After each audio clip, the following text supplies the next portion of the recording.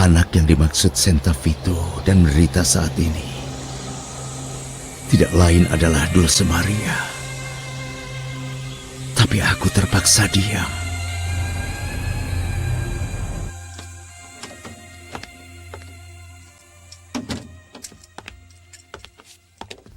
Halo, Ceripa. Ayah.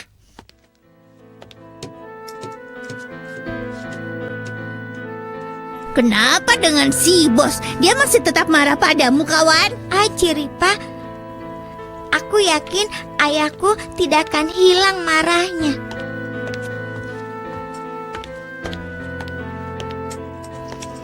Apakah ayahku tidak mengizinkan Paman Silvestre bicara denganku? Nona kecil, kenapa tidak diizinkan? Karena baginya aku seperti kutu di rumah ini. Kurang lebih begitu. Tidak, Nona kecil. Jangan bicara begitu. Kaulah cahaya dan sukacita di rumah ini. Itu tidak benar. Ayahku tidak mau melihatku. Tidak mau menciumku lagi. Tapi dia membelai Ciripa. Tuan akan reda amarahnya setelah kau jadi murid yang baik seperti dulu lagi.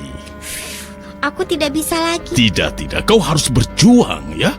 Paman Silvestre ingin Arturito bisa makan, punya sabun untuk memandikannya dan berbau wangi, kan? Tentu saja, Nona kecil. Itu yang kita inginkan. Agar adikku terus seperti itu, maka aku harus tetap jadi murid yang buruk. Tapi itu tidak ada penjelasannya. Bagaimana bisa dimengerti? Aku punya rahasia, tapi tidak bisa ku beritahu. Katakan, Nona kecil, selama ini aku jadi kepercayaanmu. Tidak akan kukatakan pada siapa. Tidak mungkin, karena para pria itu tukang gosip.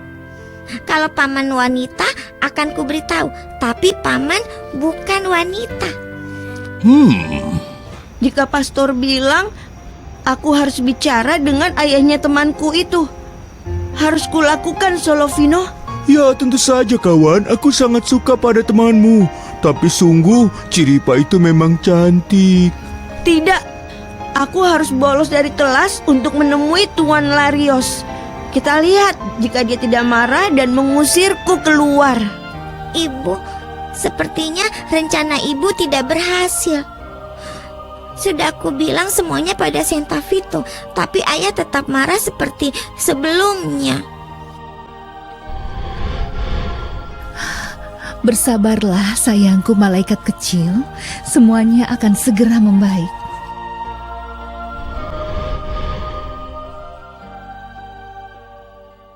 Aku bingung, Estefania. Luciano tidak pernah sekasar dan dingin seperti ini pada Dulce Maria.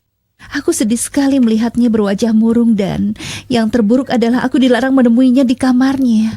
Semalam apa, Cecilia?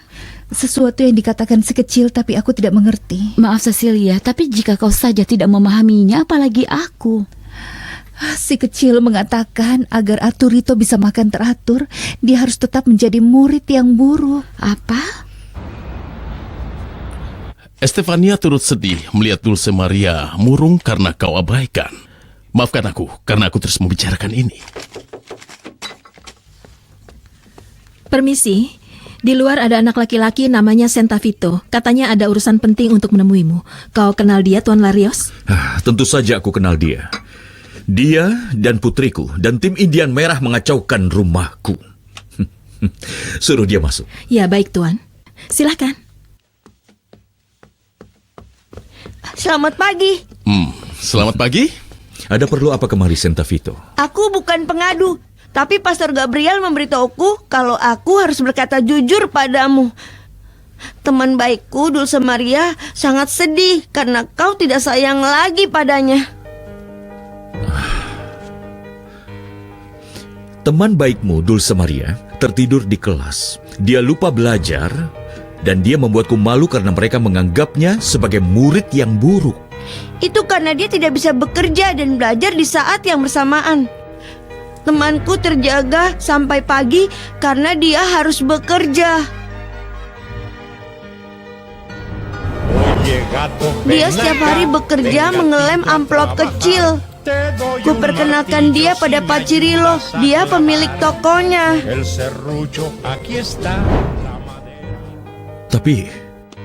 Tapi apa yang terjadi pada putriku? Kenapa dia bekerja tanpa izinku? Lagi pula, syukur pada Tuhan dia tidak perlu bekerja. Sungguh, dia melakukannya untuk membantu adiknya yang baru lahir. Dulce Maria mendengarmu tidak bisa membiayai semuanya karena adiknya makan banyak dan popoknya sering sekali habis.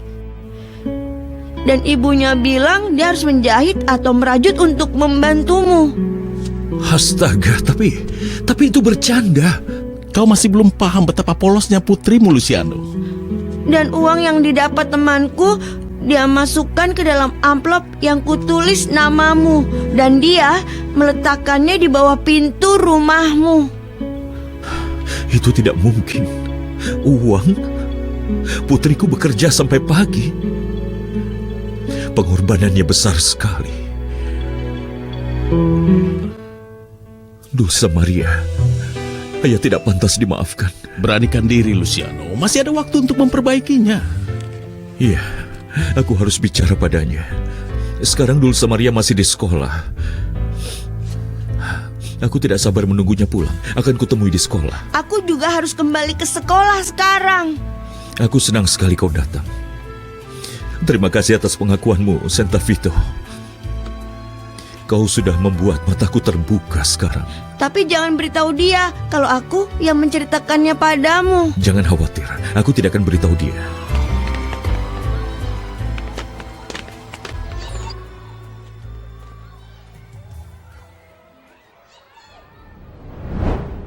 Suster kepala memberitahu ayah. Dia bilang tentang hasil tesmu yang menurun, tentang kau jadi malas dan tidak bersemangat.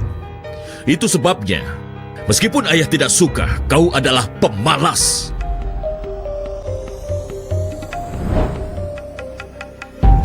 Aku mau tanya, Luciano gembira atau dia mengaum bagai singa? Dia dalam keadaan normal. Tuan Gamboa sedang bersamanya. Permisi, akan kuberitahu jika kalian di sini. Jika Gloria bilang Luciano dalam keadaan normal, berarti dia mengaum bagaikan singa. Menurutmu Noe berhasil melunakkan hati sepupumu? Semoga saja hukuman dari dia dengan tidak bicara pada keponakanku harus berakhir. Kalian bisa masuk, Tuan Larios menunggu kalian.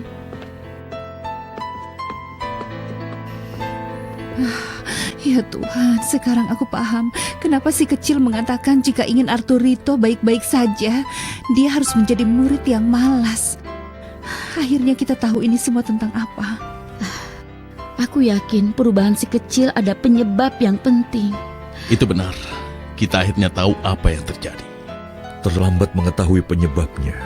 Kenapa terlambat? Luciano, kewajibanmu adalah menemui Dulce Maria dan minta maaf padanya. Aku benar-benar merasa malu. Aku sudah memarahinya, menyebutnya pemalas, tidak bangga padanya lagi. Sedangkan putri kecilku menatapku dengan pandangan mata memelas. Ya, kita semua tidak tahu dia bekerja semalaman. Benar, tapi kau tetap memperlakukannya dengan baik.